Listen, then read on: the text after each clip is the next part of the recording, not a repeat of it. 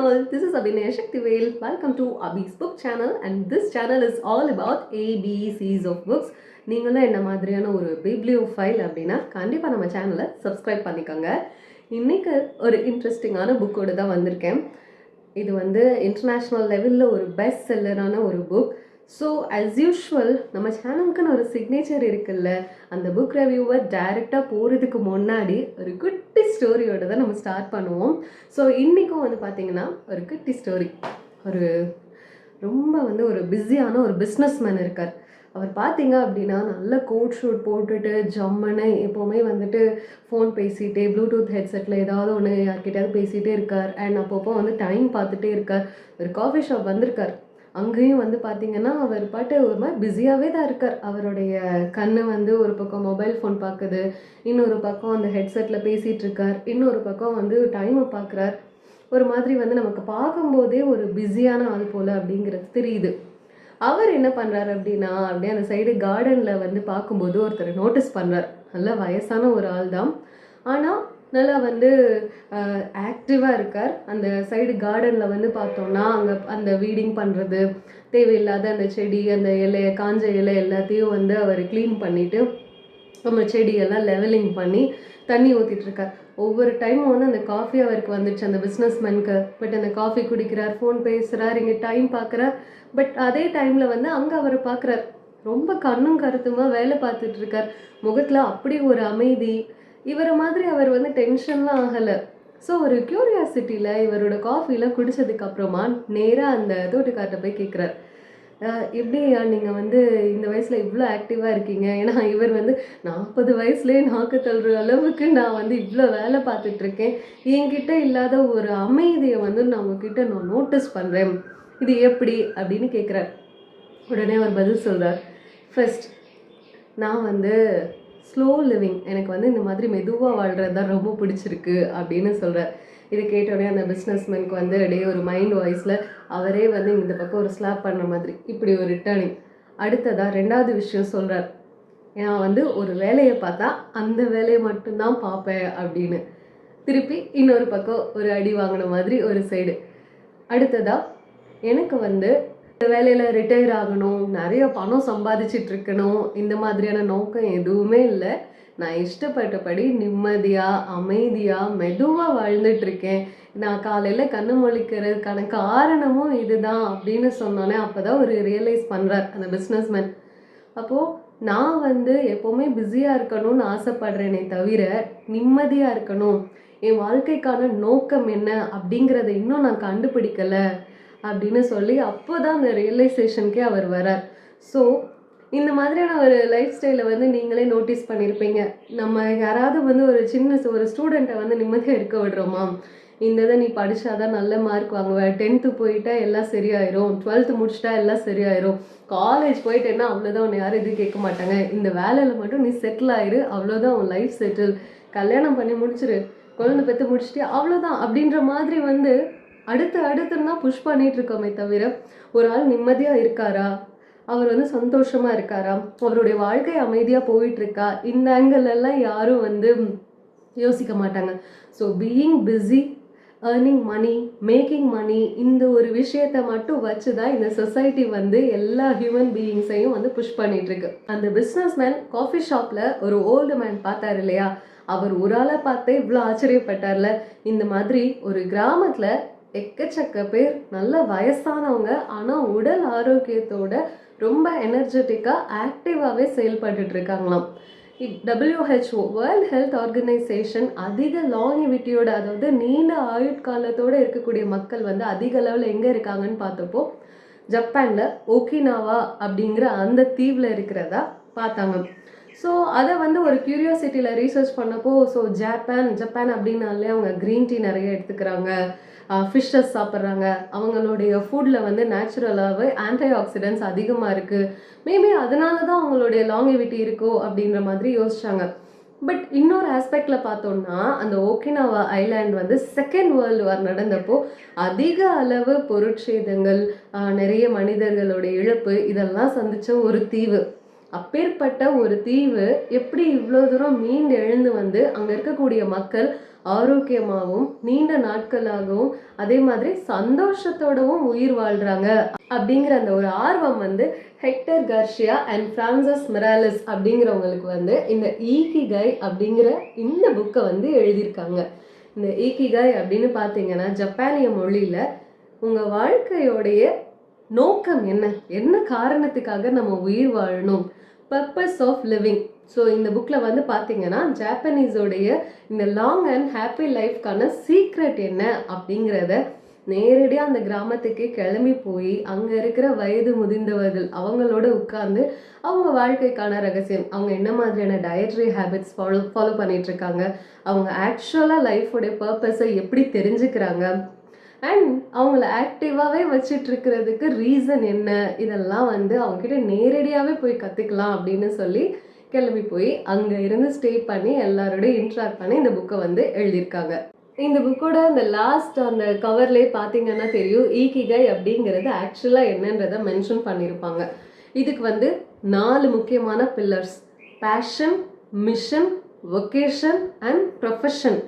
So what you love, உங்களுக்கு பிடிச்ச விஷயம் என்ன, வாட் த வேர்ல்ட் நீட்ஸ், இந்த உலகத்துக்கு தேவையான விஷயம் என்ன, what you can be paid for, நீங்கள் வந்து வருமானம் ஈட்டக்கூடிய விஷயங்கள் என்ன, and what you are good at, நீங்கள் எதில் சிறந்தவங்களாக இருக்கீங்க. இந்த கேள்விக்கான பதில் வந்து உங்கள் அம்மா அப்பா கிட்டேயோ கூட பிறந்தவங்க ஃப்ரெண்ட்ஸ் அண்ட் டீச்சர்ஸ் கிட்டேயோலாம் வராது. உங்களை நீங்களே வந்து யாருன்னு தெரிஞ்சுக்கிட்டால் மட்டும்தான் முடியும். ஸோ இந்த புக்கோட மோட்டிவ் என்னன்னா, know who you are, know what you are best at, நீங்கள் எதில் பெஸ்ட்டாக இருக்கீங்க, நீங்கள் எதனால மணி மேக் பண்ணிக்க முடியும், உங்களோட எந்த ஸ்கில்ஸ் வந்து இந்த வேர்ல்டுக்கும் அது ப்ராஃபிட்டபுளாக மாற்ற முடியும். ஸோ இந்த மாதிரி உங்களுக்கு நீங்களே தெரிஞ்சுக்கங்க. காலையில் கண் முழிக்கிறீங்க அப்படின்னா நீங்கள் போகிற வேலை உங்கள் சந்தோஷத்தை கொடுக்குதா, இல்லை வெறும் மணிக்காக மட்டும் போயிட்டுருக்கீங்களா.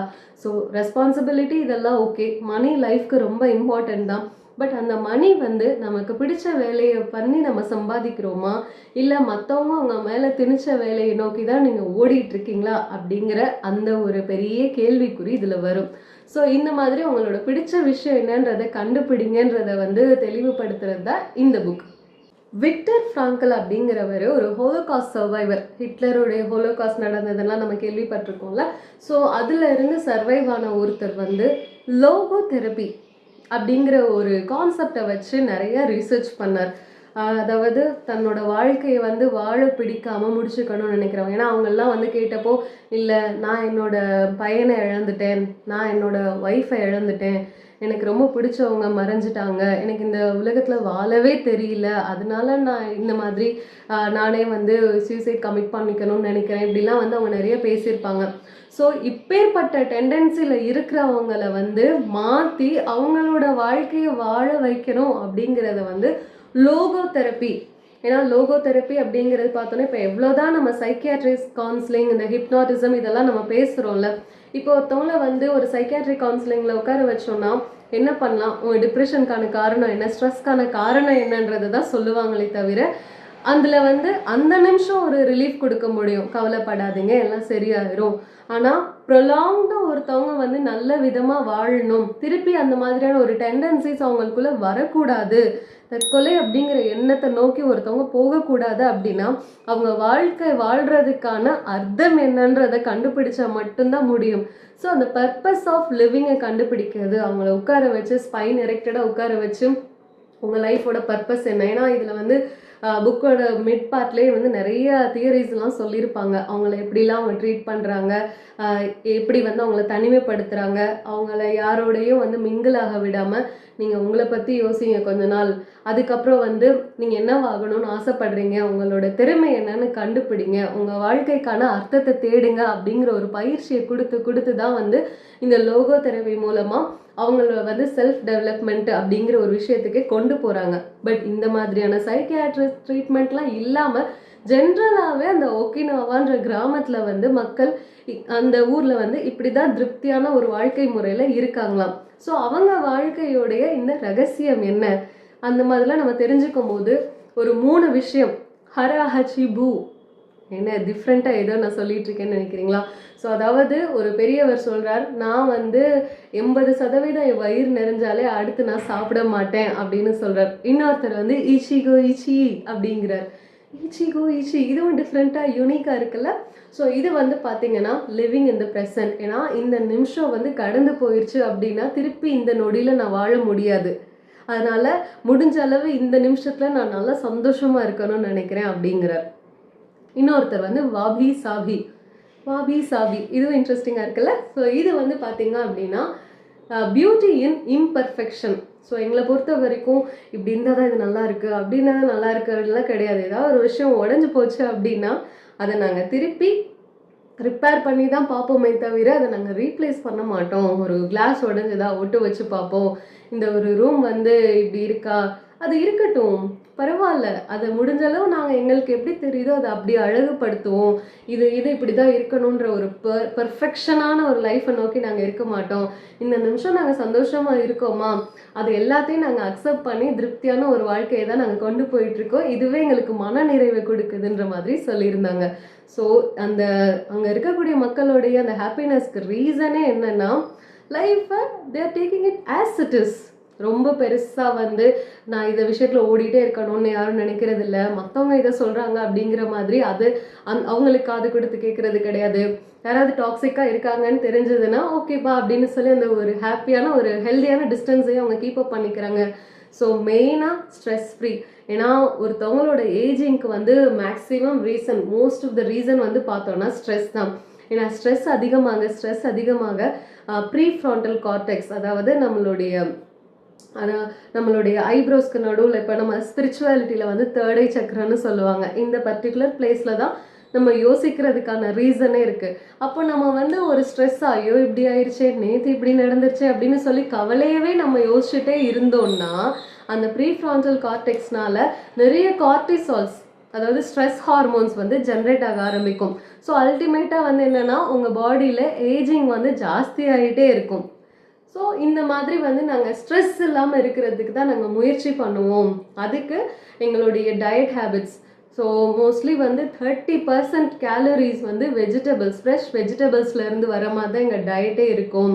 நாங்கள் வந்து ஹெல்த்தியான சாப்பாடு தான் ப்ரிஃபர் பண்ணுவோம். இங்கே வந்து cool drinks, soft drinks, junk foods, fried foods இந்த மாதிரி எதுவுமே இல்லை.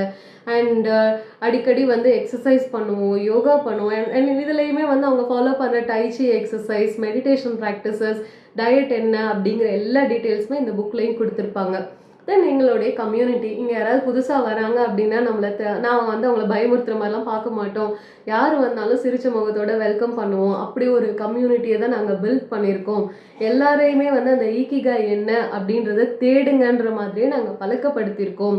அண்ட் வந்து எங்களை இந்த முதியவர்கள் அப்படின்ற மாதிரி நம்ம ஓய்வு எடுக்கணும்லாம் கிடையாது. எங்கள் லைஃப்பை பொறுத்த வரைக்கும் we never have any kind of retirement.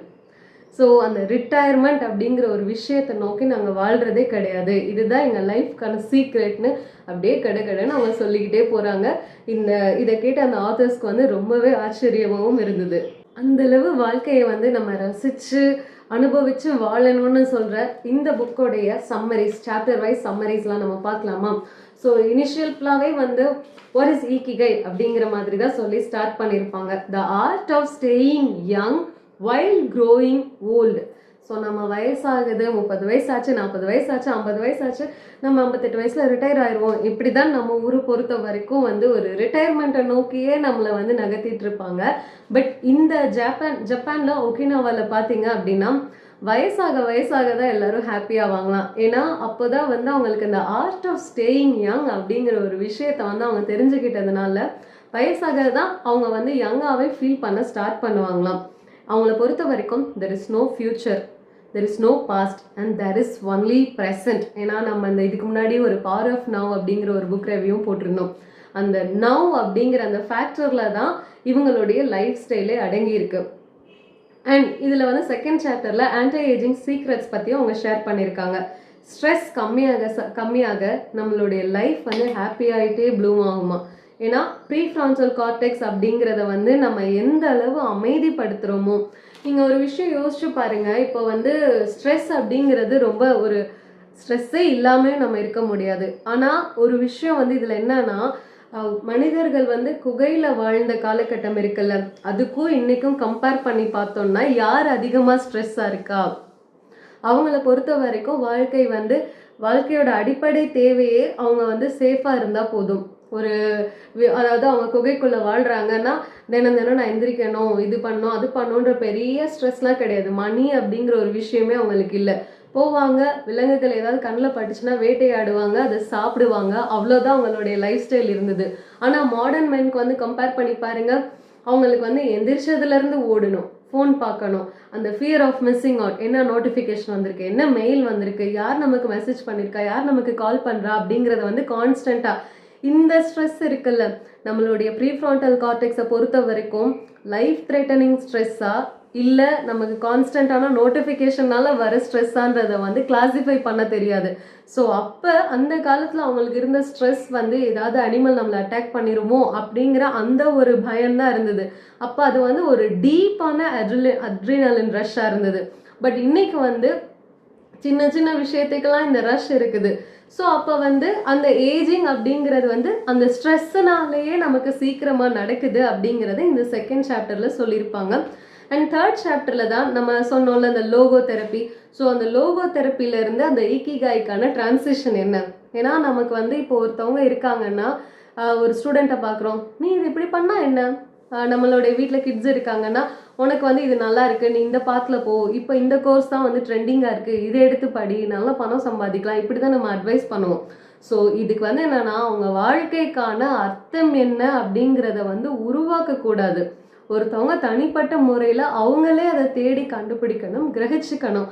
நான் இதில் சிறந்தவங்களாக இருக்கேன், நான் எனக்கான பாதை இதுதான்னு சொல்லி அந்த பர்டிகுலர் பர்சன் தான் முடிவு பண்ணணுமே தவிர யாரும் அதை சொல்லித்தர தேவையே இல்லை. ஏன்னா இது கிரியேட் பண்ணுற விஷயம் கிடையாது, டிஸ்கவர் பண்ணுற விஷயம். அண்ட் இதில் தான் மொரிட்டா தெரப்பி அப்படின்னு வந்து ஒரு தெரப்பி பற்றி சொல்லியிருப்பாங்க. இன்டலெக்சுவலாகவே நம்ம ரொம்ப யோசிக்கக்கூடாது. ஏன்னா லைஃபோட பர்பஸ் அப்படிங்கிறது நமக்கு ஆத்மார்த்தமாக தோன்றப்பட வேண்டிய விஷயம் அது. ஸோ நம்ம லைஃபோட ஃபீலிங்ஸ் எப்படி இருக்கோ அந்த ஃபீலிங்ஸை அப்படியே நம்ம அக்செப்ட் பண்ணிக்கணும்.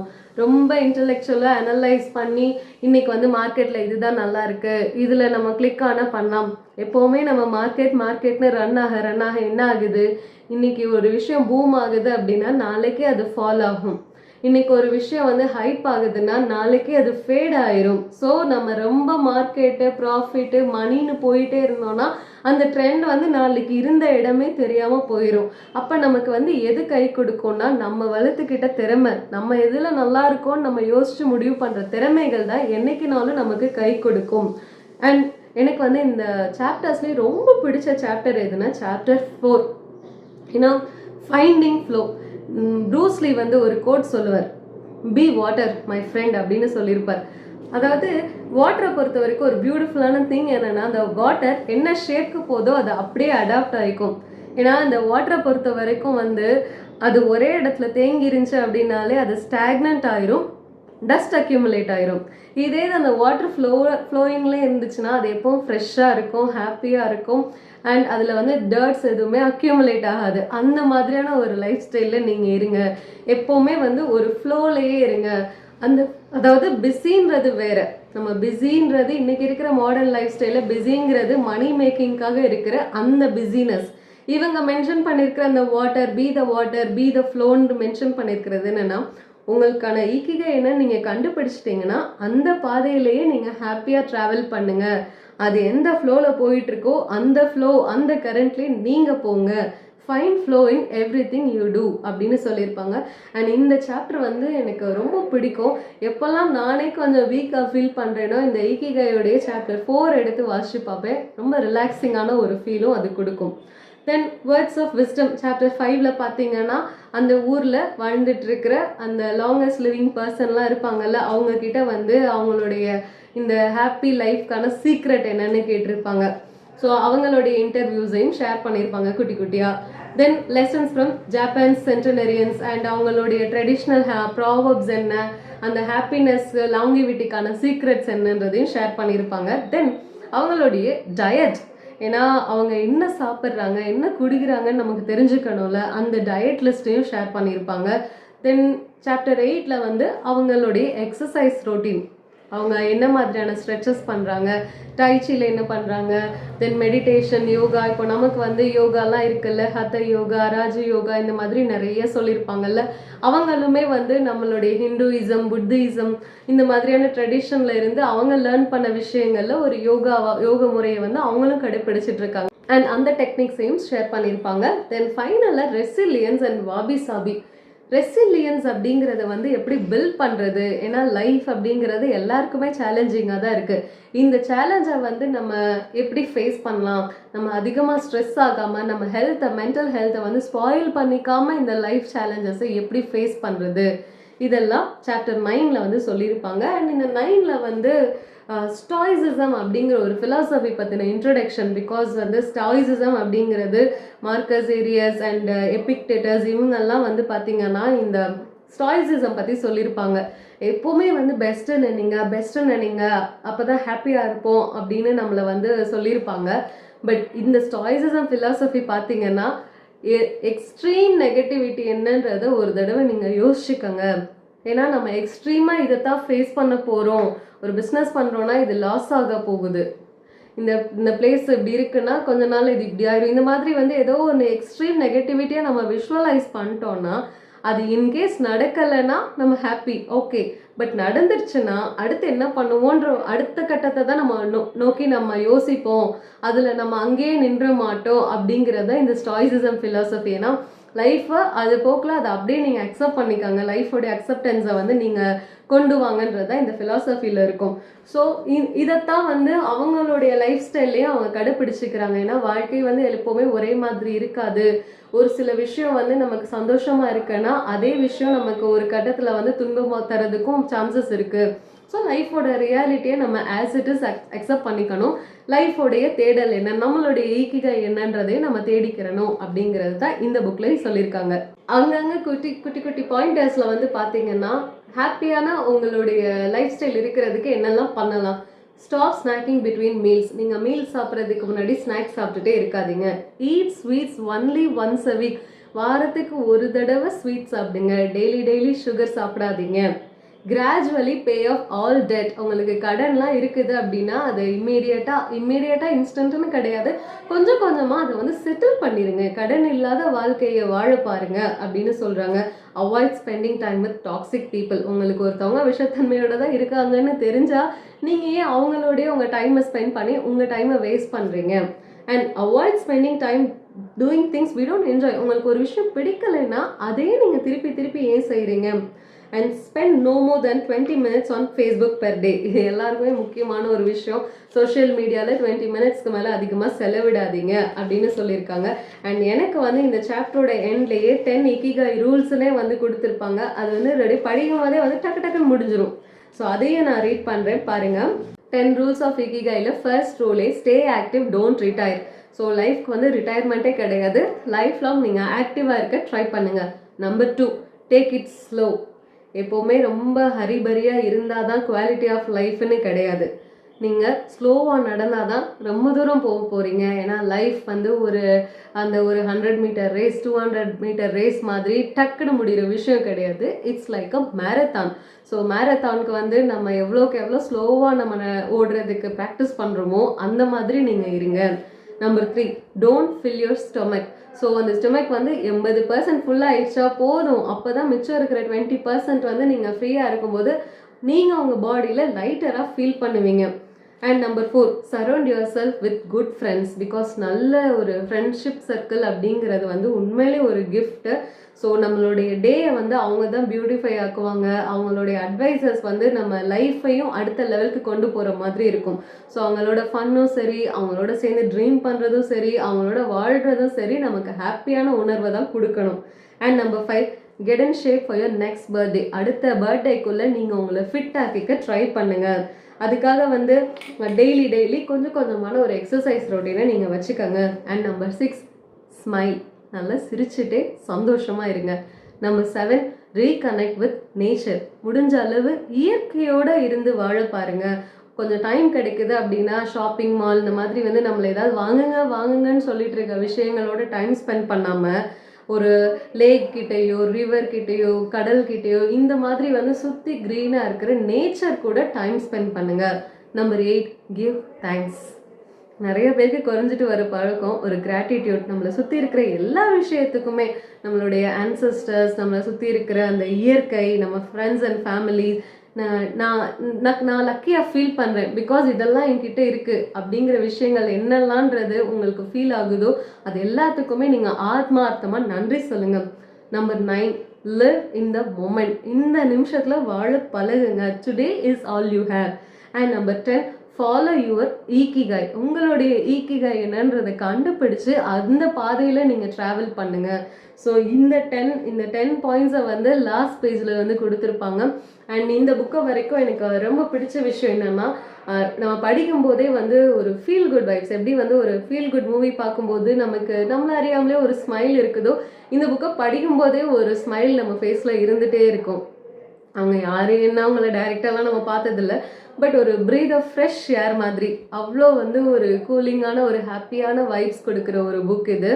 எப்போ நினச்சாலும் படிக்கலாம். இப்போ இப்படி நம்ம வச்சுருக்கோமா, இந்த பேஜ் ஏதோ ஒரு ரேண்டமான ஒரு பேஜை நம்ம திருப்பினா கூட அந்த பேஜ்லேருந்து ஒரு சார்ட் ஆஃப் ஹாப்பினஸ் வந்து நமக்கு கிடைக்கும். And easy to understand. நம்ம படிக்கும்போதே வந்து சில புக்ஸ்லாம் வந்து நிறைய காம்ப்ளெக்ஸ் டேர்ம் இருக்கும், திரும்பி திருப்பி அதை படித்து பார்க்குற மாதிரி இருக்கும். அந்த மாதிரிலாம் இது இருக்காது, ரொம்ப சிம்பிளிஃபைடாக இருக்கும். எல்லா லாங்குவேஜஸ்லேயுமே ஆல்மோஸ்ட் அவைலபிளாக இருக்குது. எல்லா புக் ஸ்டோர்ஸ்லேயும் கிடைக்கும், ஆன்லைன் ஸ்டோர்ஸ்லேயும் இந்த புக் வந்து அவைலபிளாக இருக்குது. பிடிஎஃபாக கூட நீங்கள் டவுன்லோட் பண்ணி படிச்சுக்கலாம். ஸோ அந்தளவு வந்து ரொம்ப எளிமையான ஒரு புக்காக இருக்குது. ஒரு ஃப்ரெண்ட்லி டோனில் தான் இந்த ஆத்தர்ஸ் வந்து இந்த புக்கையும் வந்து பப்ளிஷ் பண்ணியிருப்பாங்க. ஸோ இந்த புக்லேருந்து நான் லேர்ன் பண்ண விஷயம் வந்து பார்த்திங்கன்னா, ஸோ அஃப்கோர்ஸ் அந்த ஈக்கிகாய், லைஃபோட பர்பஸ் என்ன, நம்ம பிடிச்சதை தான் நம்ம பண்ணிகிட்ருக்கோமா அப்படிங்கிற மாதிரியான விஷயங்கள் எல்லாமே வந்து ஒரு டிஃப்ரெண்ட்டாக நம்மளும் நமக்கு பிடிச்ச விஷயத்த தானே பண்ணுறோம் அப்படிங்கிற ஒரு ஃபீல் வந்து இதில் கொடுக்குது. Being happy for no reason. நான் இதெல்லாம் இருக்கிறதுனால தான் ஹாப்பியாக இருக்கேன் அப்படின்னு சொல்கிறத விட, நான் எப்போவுமே ஹாப்பியாக இருக்கேன், இது இருக்குது இல்லைன்றதெல்லாம் கிடையாது, ஐ am happy for this life அப்படிங்கிற ஒரு ஃபீலை வந்து இந்த புக் கண்டிப்பாக நீங்கள் படிக்கும்போது உங்களுக்கும் கொடுக்கும். ஸோ கண்டிப்பாக படித்து பாருங்கள். உங்களுக்கு இந்த புக்கில் பிடிச்ச விஷயங்கள் என்னன்றதையும் என்கிட்ட ஷேர் பண்ணுங்கள். இந்த புக் நீங்கள் படிச்சிருக்கீங்களா அப்படிங்கிறதையும் நீங்கள் ஃபஸ்ட்டு சொல்லிடுங்க. அண்ட் உங்களுடைய ஃப்ரெண்ட்ஸ் சர்க்கிளில் யாரெல்லாம் வந்து ஏதோ ரெஸ்ட்லெஸ்ஸாக இருக்காங்க, பிஸியாகவே இருக்காங்க லைஃப்பை பார்க்காம அப்படின்னு தோணுதுன்னா அவங்களுக்கு இந்த வீடியோவை ஒரு ரிமைண்டராகவும் ஷேர் பண்ணிடுங்க. அண்ட் நீங்கள் வந்து உங்களுக்கு ஏதாவது ஒரு புக் ரிவ்யூ பண்ணணும், உங்களுக்கு ரொம்ப நாளாக மைண்டில் இருக்க ஏதாவது ஒரு புக் இருந்தது அப்படின்னா கண்டிப்பாக அதை பற்றியும் கமெண்ட்டில் சொல்லுங்கள். அண்ட் ஆஸ் யூஷுவல் இந்த வீடியோ உங்களுக்கு பிடிச்சிருந்ததுன்னா லைக் பண்ணுங்கள், உங்கள் ஃப்ரெண்ட்ஸ் அண்ட் ஃபேமிலிஸ் கிட்டேயும் ஷேர் பண்ணுங்கள். அண்ட் நம்ம சேனலையும் சப்ஸ்கிரைப் பண்ணிக்கோங்க. Thank you. Have a great day. Take care. Keep smiling.